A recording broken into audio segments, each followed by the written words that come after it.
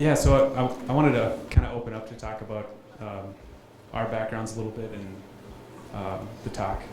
So it's an interesting title, 118 startups. That's because we all work together at New Lion, which is a software development company, but it's a little bit different. It's in some ways it's like a paid incubator service where we work with very early stage, like idea stage founders.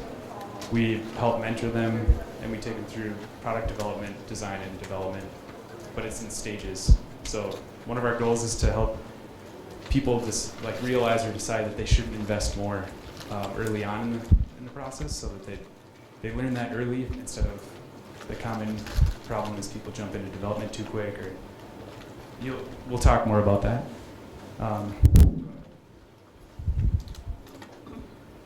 So my name is Richard Anderson. I'm actually the founder of New Lion. A quick detail about it. So it's 3.5 years old. We're going to mostly be just talking about helpful content for founders, but this will be just a quick background so you know what we do. Originally, I was working independently with startups. I've got a long history with different startups, and just kept running into this problem where there was talented founders, but they needed an execution team, and pretty much none of the consulting companies primarily focused on startups from the ground up. Like every part of their processes weren't made for startups, and that doesn't work very well. It's like what does work for a large company is not very efficient, and it just simply doesn't work well for a startup. So I set out to start building that, just seeing a huge need in the market. So 118 startups later, here we are. So my background is mostly in like product management, software engineering, and design. I'm a senior software engineer by trade, and then eventually did a ton of product management and design. And I do a lot of product strategy at New Lion. And so, Todd, you want to? Sure, we'll do this handoff here. I'm Todd Churchill. I'm the CFO and the Director of Lab Services for New Lion. Since leaving public accounting, I've had a consulting practice for the last 20 years working as a part-time CFO with startups. I've worked with over 120 startups outside of the New Lion work, some in tech, some in manufacturing, and a lot in ag. I'm also the founder of a grass-fed beef company here locally called Thousand Hills Cattle Company. I'm probably the only guy wearing cowboy boots today, at least that I've seen. And I've spent a lot of time with very early stage founders, and the idea of trying to validate what you're trying to do before you put a lot of time and effort into it is something that I've been advocating for over 20 years. The Thousand Hills Cattle Company was primarily a marketing company, so although I'm an accountant by training, I'm primarily a marketer by personality, which is a kind of unique combination.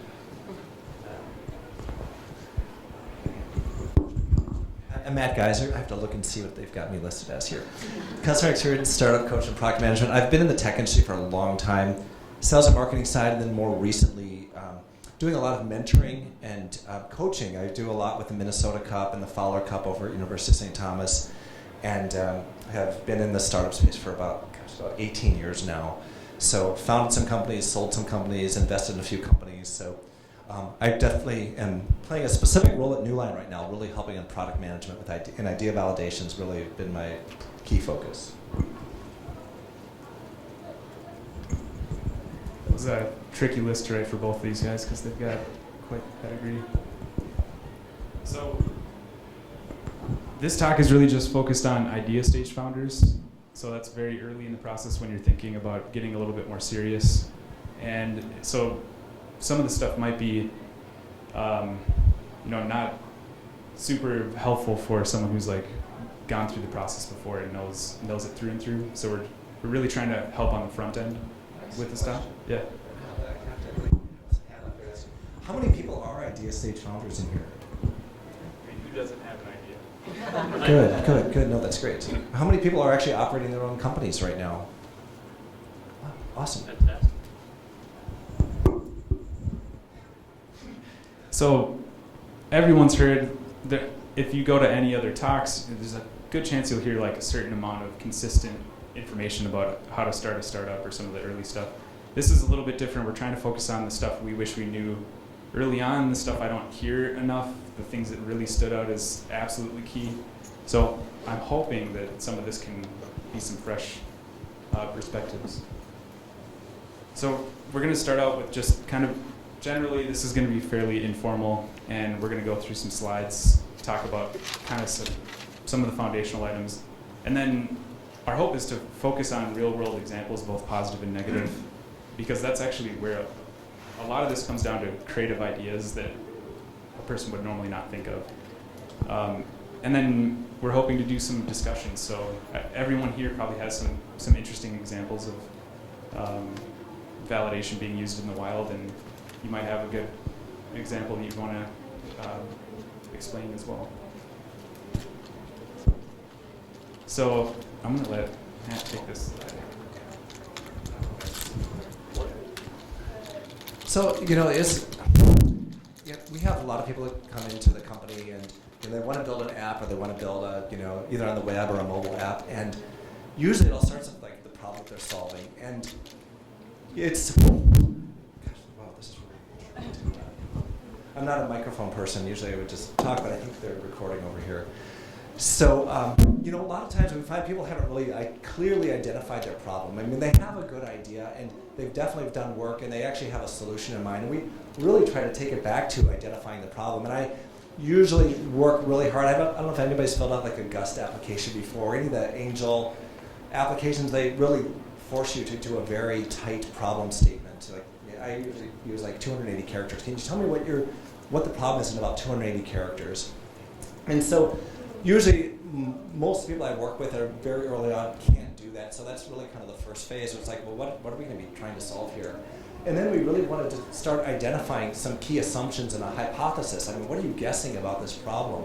What is the, what does it need to do to be successful? How are we going to change some people's existing habits to start getting to use a solution that we are going to identify here? And then it really comes down to some key market assumptions. I usually try to get to like maybe 3 to 5 key market assumptions.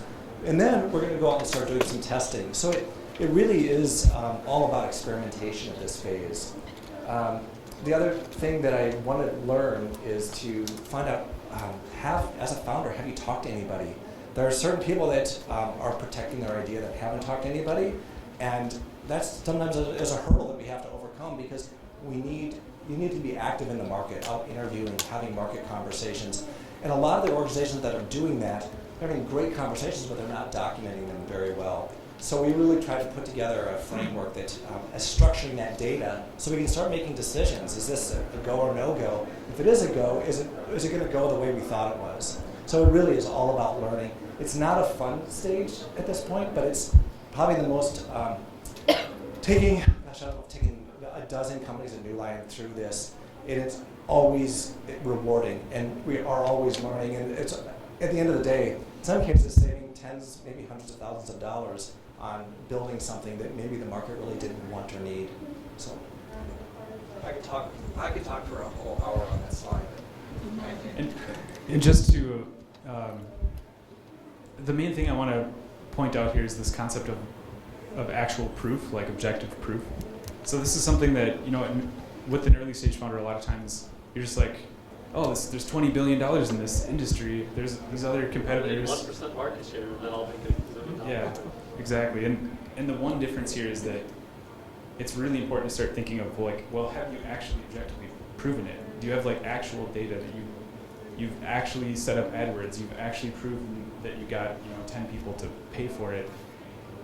That's the difference, and that's actually just one thing that people commonly misunderstand with investors. They're like, why? I can't get these investors to invest or something like that. And really, they're just looking for actual objective proof, and it's really rare that they find it, honestly. So. I want to emphasize one thing. I would much rather have a founder that has 10 customers, even if they're unpaid customers at the moment, even if there's no revenue, 10 users of whatever it is you do that love it. And you can give me their name, you can give me their psychographic information, you can tell me about their customer journey. How did you find them? How did they find you? And what kind of feedback are you getting on an ongoing basis from them? That's far more proof, if I'm wearing an investor hat, than you telling me that it's $1 billion market and all you need is 0.5% to make me as the investor a 50x return. 10 users who love a product, that's really real, and that's very, very unusual. So that's a better foundation than a huge market that's very abstract. So I want you to think about, if you have an idea, how can I find 10 people and work really closely with them and really understand what drives their behavior to use my particular solution?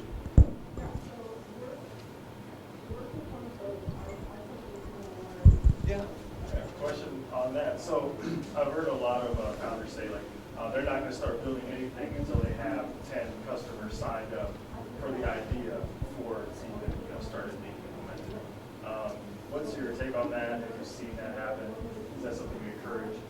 Where they say they'll sign up, or maybe they'll even put in money already. Have you guys experienced in your startups you've worked with? Have you seen that happen?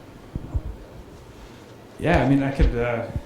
I'm sure we all have a bunch of examples, but it is always pretty situational.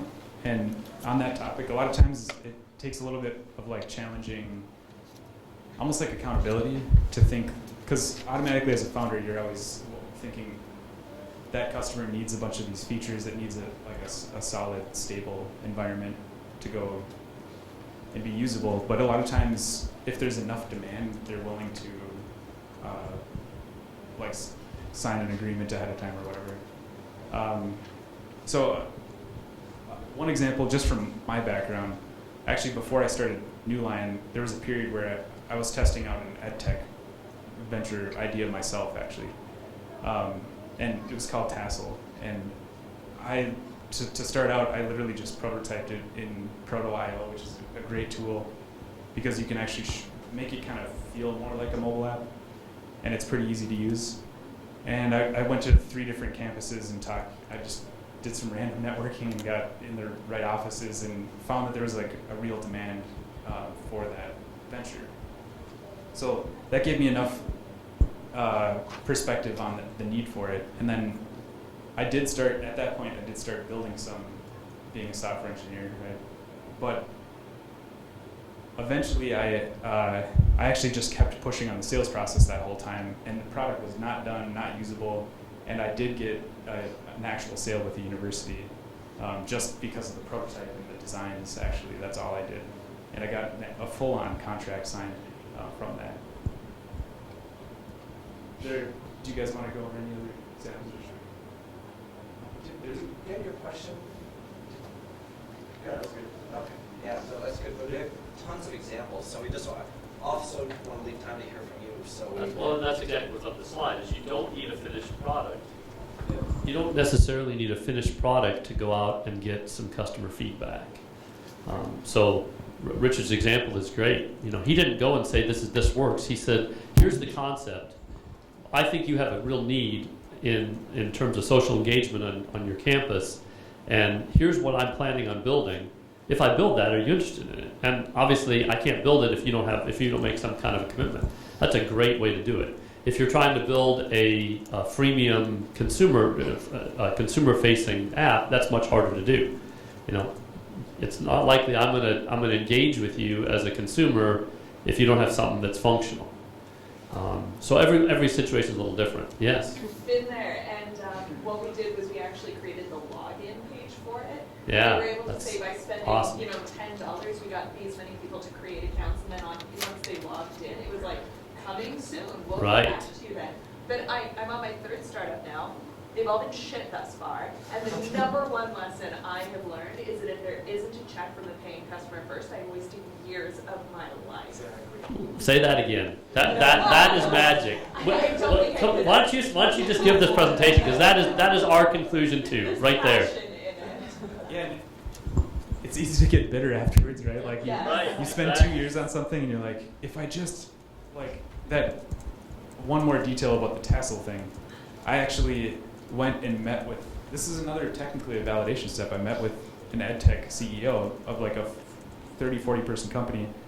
And unexpectedly, I spent 2 hours getting yelled at of why I should not enter the industry because of all these frustrating things. And he like painted this picture of this stuff. He's just stuck in this industry and he can't get out. And like, I could go into details, but like long sales cycles plus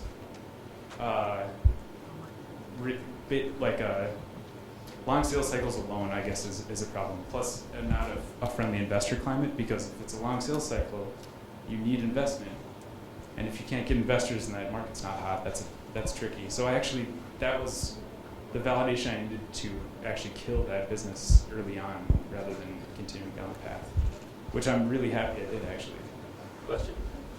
A lot of this assumes that you have a problem that you want to solve. Do you have many people who come in and say, here's a market or a niche that I want to serve. Can you help me figure out what problems they have? To then, instead of me dreaming up an idea that I think people have a problem about, going out and actually interfacing with the market to find out what problems they have. We're going to find out. I'll answer this one. Right. So I'm actually working with, there are two scientists, and they're essentially meteorologists. They're very, very smart, and they've got a technology without a problem yet. And so we're going through an investigation. And again, it's all experimentation. This is just putting on your research hat. So we've put together a questionnaire, and they're going out and conducting interviews with a couple different persona types. We picked a couple different demographics, a couple persona types. They're leaning towards a problem that they care about, but they want to go find out if other people care about this problem. At the end of the day, they have their own proprietary, it's a good technology, there's patents on it, and they're really smart. But again, it's this technology without a problem right now. So in our validation phase, we're validating that we can identify a problem, that it's an urgent problem, people will pay to have it solved, and technically it's feasible to build. So they're working on their homework right now, and I'm meeting with them on Monday morning. We're going to get back in terms of all their interview results. But again, it's getting the structured data. There's no product, there's no sketches, there's no wireframes. So what was their homework? Their homework is they've met with 30 people over the last 2 weeks. They're compiling their data, and they've identified they have to put together a persona for me, just to fill out a template so we can actually take them through. Well, we want to make sure we validate all their assumptions and hypotheses before we go through this. But our goal is to get them through a pre-app phase where they have wireframes they can start taking out to the market. They have some opportunity for some grant money, so they need to demonstrate that they've moved beyond the idea phase into kind of this very formative stage of a product. So right now, they're actually probably working on this stuff right now. I talked to them on a Friday. One is flying in from Austin, Texas, and we're going to compile data and hopefully get to the point where we can start identifying features in whiteboard. We're doing it really inexpensively. They have a grant from the U, so we're operating within that budget. So I'm putting a lot back on them. But it's exactly that situation, though. We're really searching for a problem. We think we might have one, but now we have to get out and validate it. And so we're close, I hope. I always like to think of it as an unfair advantage. Successful businesses and successful founders need an unfair advantage. And in my opinion, there's only really 3 kinds of unfair advantages. One is you have access to a group of customers that trust you and know you, and you're highly credible, and you know them well. You know what kind of things that they might need. That's an unfair advantage over the rest of the marketplace. Second is you have incredibly deep knowledge about one particular industry or a particular set of users. It's usually an industry, and you know that there's some problems in that industry that nobody's really solved yet.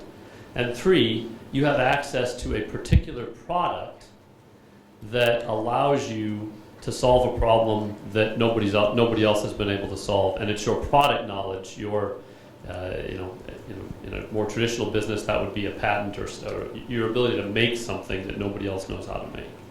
And so you need to really understand, what is my unfair advantage? And if you don't have one, the implication of your question is, I see this big market, but I don't really have anything unique about me or my background that helps me to have some secrets about that market. I'd look for something that I'd rather have you spend your time solving a problem that's your personal problem. You know, I'll give you an example. So my oldest daughter is celiac, and when she was diagnosed about 10 years ago, it's totally life-changing to have to throw out everything that has wheat in your kitchen. And my wife was really anxious about how are we going to feed our family if we can't use any wheat. So that's a real problem that we could, if I wanted to, I'd rather put my energy into figuring out how do the things that we've learned how to do, how do I sell those as solutions to other people? So I'd encourage you, instead of chasing a market, chase a problem that you're personally passionate about, that you have that you've already figured out how to solve in your own life.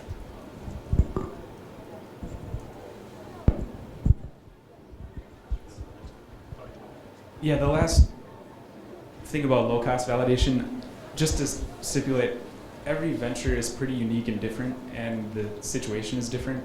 There is no like one-size-fits-all scenario. It's actually pretty creative, coming up with some unexpected kind of creative way to spend very little money and find some proof, and a series of different actions that can do it in different ways. What we're going to find is it does come down to like hearing good examples of something you just wouldn't have thought of, you know, like I didn't have to build the thing, I didn't have to invest all this time. There was this other, shorter, quicker, cost-effective way. Yeah. So this is after talking with a ton of founders, all three of us. There are some consistent things we always run into with new founders, and we thought this would be, one by one we can kind of go through different key points here. So this is why don't people do validation? Why don't they do it better, or why don't they do it at all?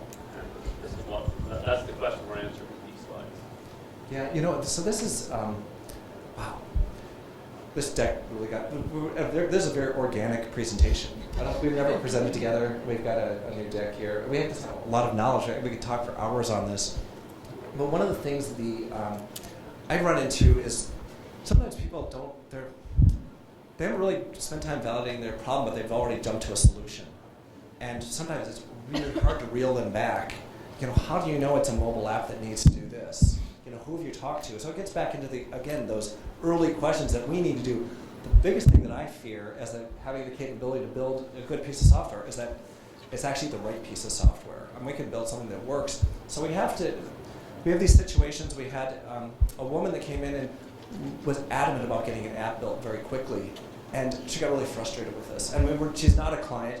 And I can't say that she's wrong in terms of what she wanted to do. It's just that our fear was that we could spend a lot of her money in building an app, but she never had talked to anybody about the problem. So she was very married to this idea of being a software CEO and having this company and doing this, but the problem was almost like the secondary. And so we needed to just make sure that we dialed that back. And again, it's this more in love with what the potential solution is than the problem that it's solving. And so we have to really, the founders that I can almost tell are going to be the most successful are the people that are passionate about their problem. And the solution's secondary. They can throw out their apps in a heartbeat and start on something else. It's not solving the problem that they wanted to solve. So that's part of it, the guidance and accountability. And the fact that there is a bias, it affects everybody. I don't care who you are. If you have an idea, you have a bias. And that's why it is actually really nice to find other people that can speak to you very straight and call you on some BS and question some assumptions. That's like what we typically do. But there are a lot of people who can do that. Just keep that in mind. I mean, that's the first thing I would do if I had an idea that I was about to step into. I would call some people and have them kind of, it's kind of like if you're too close to the forest to see the trees or whatever, that perspective is key. Just a quick comment about that. A lot of people think of validation as like, is this a good idea or not? The binary thing. Yeah. But I think that one of the huge part of the benefit of validation is why is it good? To whom is it good? What about it is good? What about it isn't good? So with the example that you have where this woman came to, you can say, okay, we'll take your money, we'll build it. But inevitably where that goes is build forever because it's never up to her standard. You build this enterprise level thing that's intended for stay-at-home moms or whatever, and it's overkill and whatnot. But so unless you have that direct input from the intended users, you won't know what needs to be in the MVP, and how to market to those people and so on. So it's a huge opportunity to learn. Yeah. That's Kids, they exactly. don't want to hear that. They don't want to hear that feedback. No, and at the end of the day, when they've spent all that money, even though we were doing exactly what they told us to do, they're mad at us because it didn't work. And I just don't want clients. I don't want to do work and then at the end have clients mad. That's why we really try to push clients through this process where we want you to validate your idea. I'd like you to write me some big checks because we build MVPs and it's not inexpensive. And we don't make any money from doing any of this validation stuff, but we really like having successful projects at the end and happy clients. And the only way that I can have a happy client is if I do everything in my power to make sure that we validated the assumptions ahead of time. I think validating can be terrifying because you have an emotional investment. What And it could it's go almost wrong. like you wrote our script here I've experienced this because firsthand, more than once. right. And you think, I want this to be successful, and you're terrified that you're going to show this to people and say, no, this is a crap idea, and then what do you got, right? But, as you cited, like, you're way ahead of the game. You wasted 2 weeks of your time instead of 2 years. And That's right. maybe you learn to pivot. It's like, hey, I didn't get the input that I expected, but I think there's another opportunity that's 20 degrees off of here that I can pursue. Right, So exactly. always come back with more information that helps you make better decisions. For no reason not to. Yep. And that gets back to that whole idea of a connection to an idea. Because what is a pivot? A pivot to me is I've gotten to a place where I understand that the problem, that my idea for a solution doesn't adequately address the problem. But I'm married to the problem, not to one particular solution. The moment that I come out and say this is the solution that's really awesome and everybody else needs to do it, if you don't agree with me, then I need to try to convince you and persuade you and sell you that your understanding of the problem is wrong and mine is right. That's pushing a rock uphill. I'm far better to say, instead of going out in the market and telling you why my solution is the answer to your problem, asking you, help me understand your problem. And even better, I have the same problem and I'm just starting to look for solutions. What's worked for you?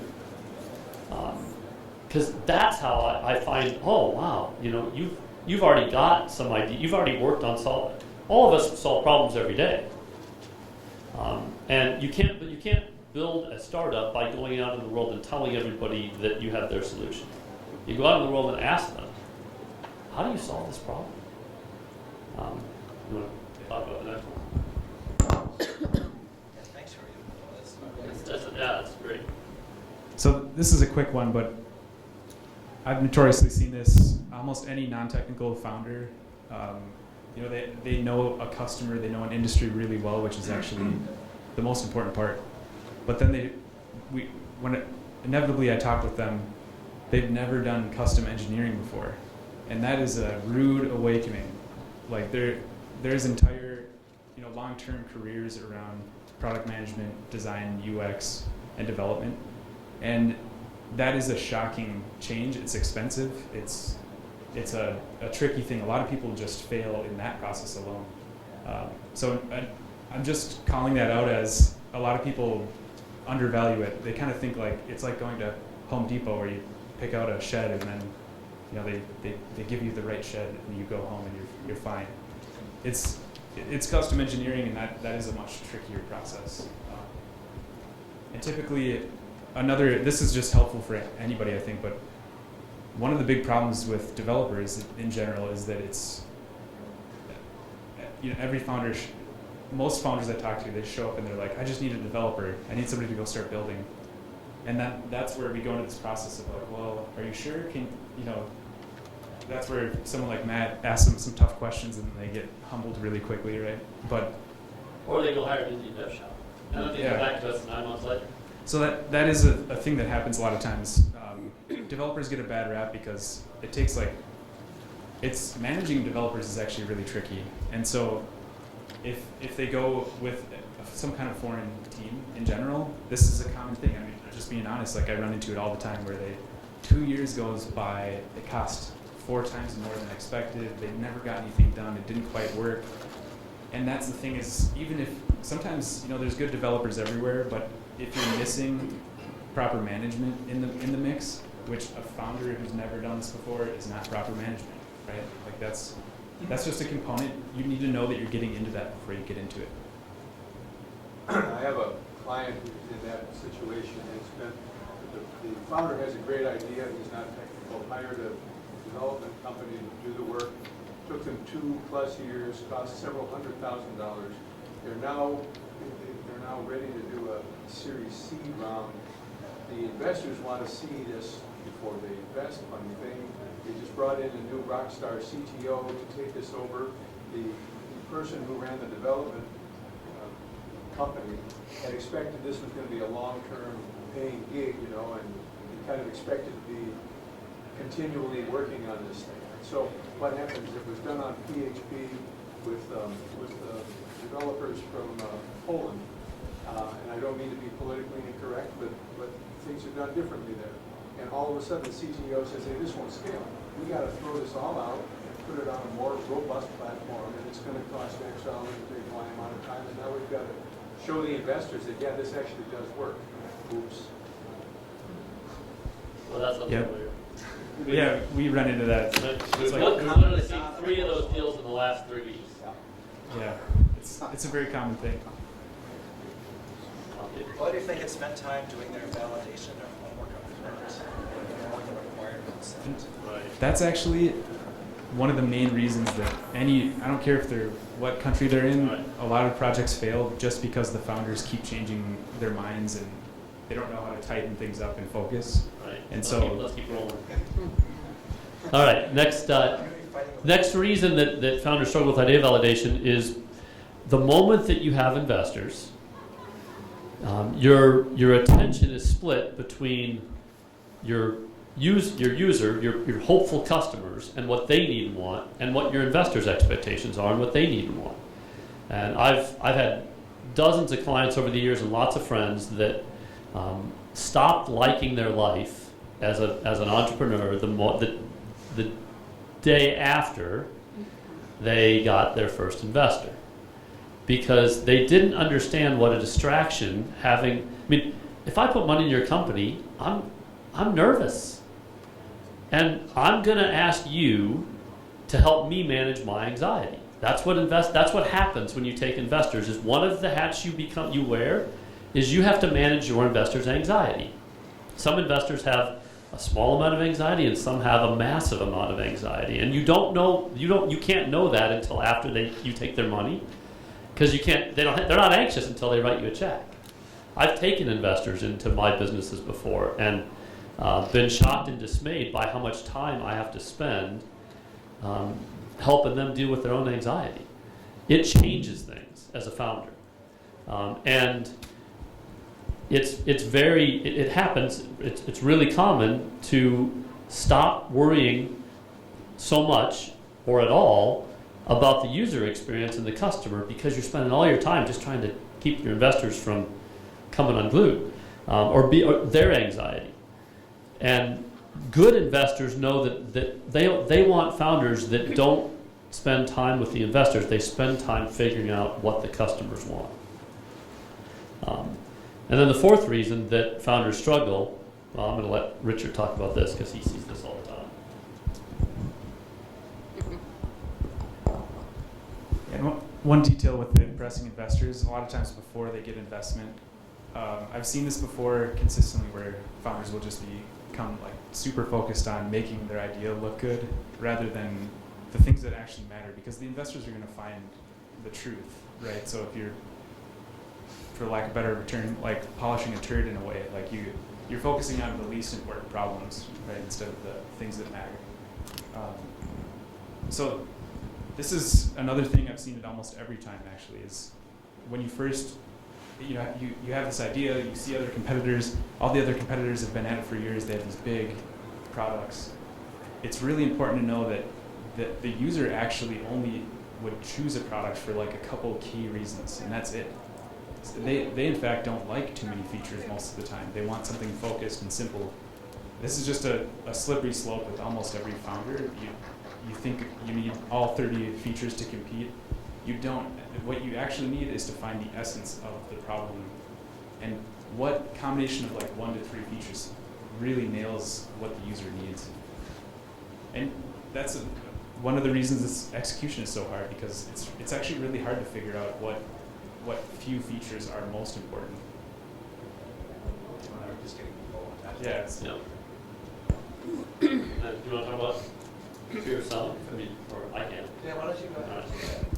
So the last category of reasons that founders really struggle with this sometimes is that not everybody is a salesperson. And rejection and fear of failure and fear of that interaction, it's a real thing.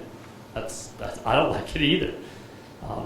But you cannot validate your idea if you haven't talked to real people that are real potential customers that really do have the problem that you're trying to solve. It's all just theoretical until you have sat face to face or stood face to face. I built Thousand Hills by standing in grocery stores for literally, it felt like thousands of hours, cooking burgers on an electric grill and offering them to everybody that walked by the meat department.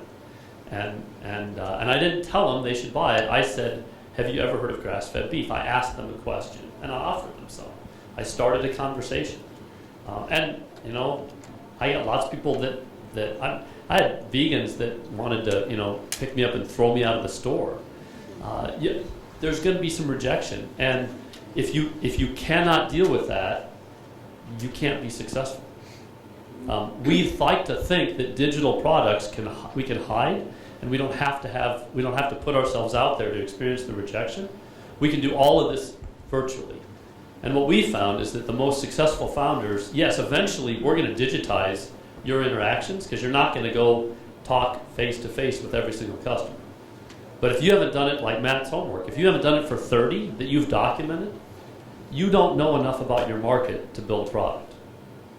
Just one thing on this. Can you guys hear me okay if I know? Yes. Oh, for the... And no one's going to watch this anyway. So it's just so interesting. This app validation. I do a lot with like questionnaires, Google Forms, and just simple things. So I help with that validation, just building out questions. And one of the founders struggled. He's not a salesperson by nature. But he's going to end up leading a small software company. And validation was hard for him. And it really I think he learned a lot about himself because he was going to have to call a number of large companies to go through this questionnaire with them. And it was not easy. So I think the validation not only helps with validate on the idea, but it also helps the entrepreneur and the founder find out more about themselves. And ultimately, do they want to be operating at this level, or do they want to make this commitment or this change in their life? I'll always contend that the founder is usually the first salesperson in the company. For a period of time, is the best salesperson in the company until they can hire a team and start training them. But if that's hard, then boy, that's a great way to okay, maybe this isn't the thing. That's a gut check. All right. You have anything you want to offer to that? All right. So we want to hear from you, and we've already got some great feedback. How have you used low-cost validation? What have you done to validate some of your ideas? We both raised our hands. Exactly. Well, who else though? Because we've heard some awesome stuff from you. Anybody else? I want to hear something specific from you. What did you not do the first time around that you wish you would have done? Yeah. So we built it without checking at all. We didn't know to ask questions at all. Then we learned, we built something fundamental. We learned that we were totally 100% off the mark. So then it was a consumer thing. So I was like, okay, well I need to go talk to consumers. Where do I find consumers? The mall. Got kicked out of a whole bunch of malls. It was like, where can I not get kicked out of? It was cold at the time, so I couldn't just go to a park. So it's $200 round trip to Las Vegas. And people stand and wait in front of the Bellagio fountains. I got 200 interviews in 24 hours. That is awesome.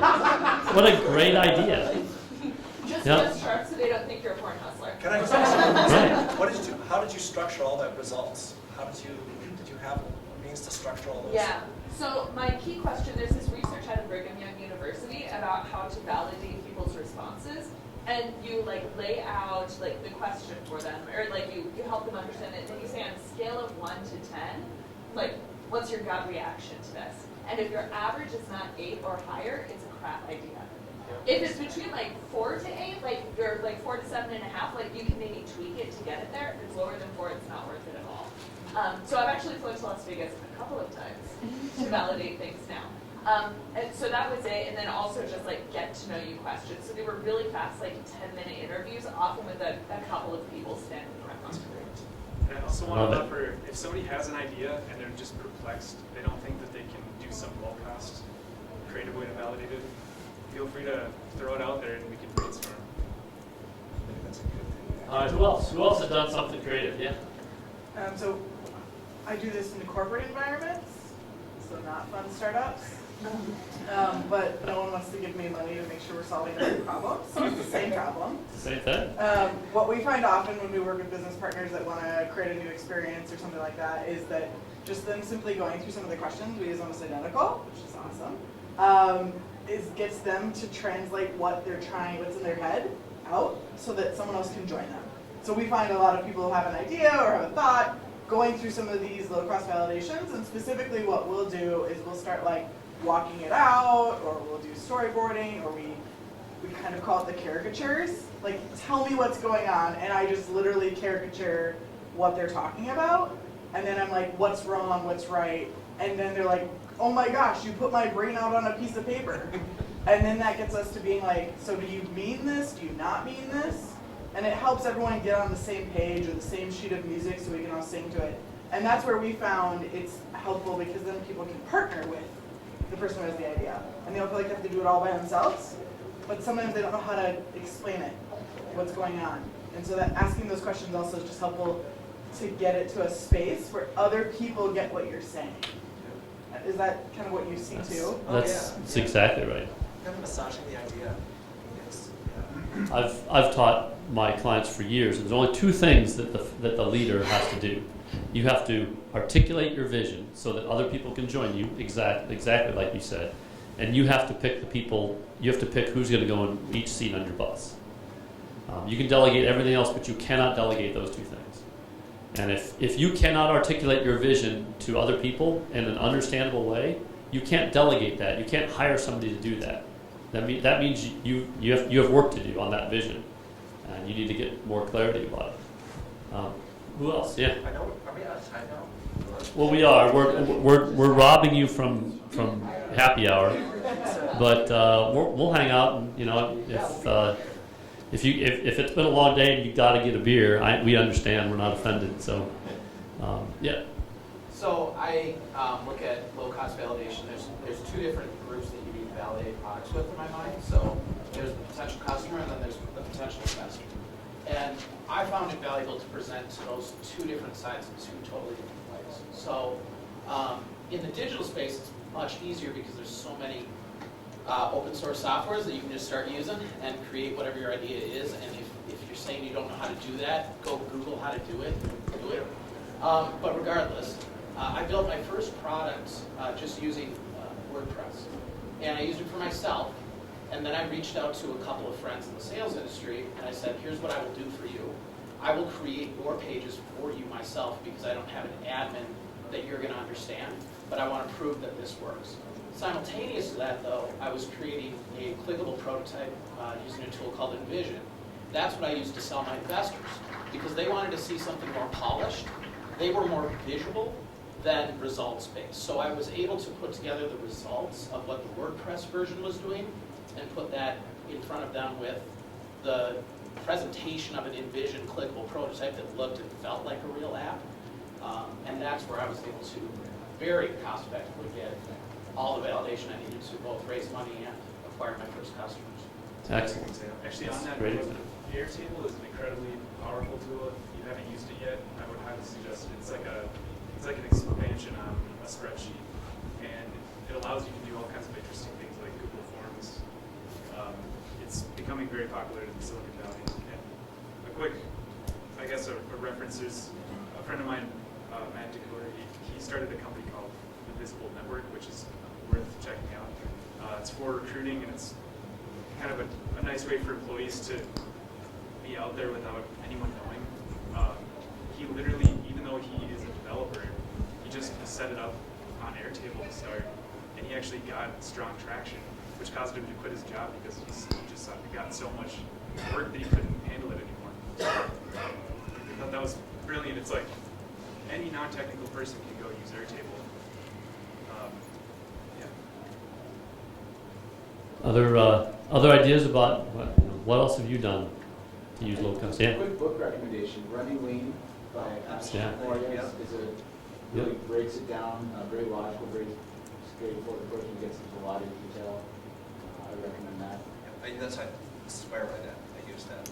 It's that whole continuous innovation methodology, and just the way it's a continuous experiment to get you further along in your business. Other questions? Yeah. It's going to be tough, I think, for some that's regular product or like application product where you get validation through something like Kickstarter. And then all of a sudden you get validation, but I think I've done more just the product-based, non-technical products, but I think there's something to learn throughout that process of working with customers and being on a product and being like, okay, we learned from 5 people that we have to change this, or this isn't work. If you sell a lot, you get validation, and you sell millions of stuff, and all of a sudden you have 10,000 customers that made a mistake in the beginning. So I think that's going to be a tricky thing as well. So like smaller batches with this product? Yes, smaller batches, but just being able to get that validation and not, does that happen on Kickstarter with the technical side? I guess I don't know really. I think with a Kickstarter, by definition, there's validation baked into it. Because if you put it out there and nobody responds to it, well then it didn't validate. It's extremely rare for SaaS products to get started on Kickstarter. Right, yeah. It's normally like games and content that is consumable content. Yes. Actually, I was going to ask the question before you said that, but it's kind of related to that. Is there platforms, a community where you can post your idea if it's a SaaS product, say, and people are ready to give you validation? So I just learned about there's different sites where if you want to get beta testers, you can post on there, and people are ready to sign up and start using your product. Is there something like that? That's probably like the next step once you develop something, right? Have you anyone come across any kind of platform, community where you can post your idea and get validation before actually having something put down? You're going to get opinions, but I don't think unless you really actively find who's your market, identify them, what the problem is solving, it's going to be by proxy. And I can say Reddit has the startups subreddits where you can type some people post all the time, like, hey, here's my idea. They say, well, I don't know your space, but yeah, it's all right. And that I think is what you're going to get unless you really make the extra effort to get out in front of people. Yeah. One example is if you have an idea, you can check Product Hunt, which is kind of an option, and you can just see how much buzz there was around that idea. Because your idea is probably out there, so you can kind of get some validation. You do want to be careful that you're not just going and finding users, because there's a couple on .ios out there that people sign up and get paid certain amounts to pay, but those are you can make a huge career out of being focus group members. Right. So you just want to be a little careful within what users you're finding. I mean, the Las Vegas Strip actually would probably be better than some .ios in the sense of the groups of personas you're gonna find, because they don't know that you're your product's great. I mean, they'll pay you can pay them, or you can give them incentive, anything to make your idea sound good. I would Here for a little bit longer. People need to get going. Right, we can finish up. Borrow time here. I would suggest, or my answer to that would be, I'd rather have you focus on understanding the problem better than trying to find this untapped market that nobody else has figured out. Exactly. So, what problems do you have in your life that you wish there was a solution for? What problems do you have in your family that you wish there was a solution for? And then go spend a day just Googling every possible word you can think of for the solutions for that problem, and learn about what's out there. Your solution needs to be significantly better than the other options. Just something to keep in mind. Switching is hard for users. Maybe a suggestion for your question is use something like Facebook ads, because you can delve down. Right. So apply just to get a specific demographic. So it's still not necessarily going to target the exact person you're looking for, but you can get really, really close, and then they click in and start using it. There's a community called Hey. Indie Hackers, and they have discussions like this all the time where they're talking about places, some islands to avoid, but also places where you can do find beta communities, you know, like Product Hunt is an example, but even places before Product Hunt. So. Last thing I was going to add is depending on who your customers are, they hang out somewhere. So the company that I'm at now, our target customers are investment bankers. They're a little bit harder to get access to, but they love happy hours. So you can find them. Guaranteed thing. Thanks for hanging out with us today. Hope this was helpful for you.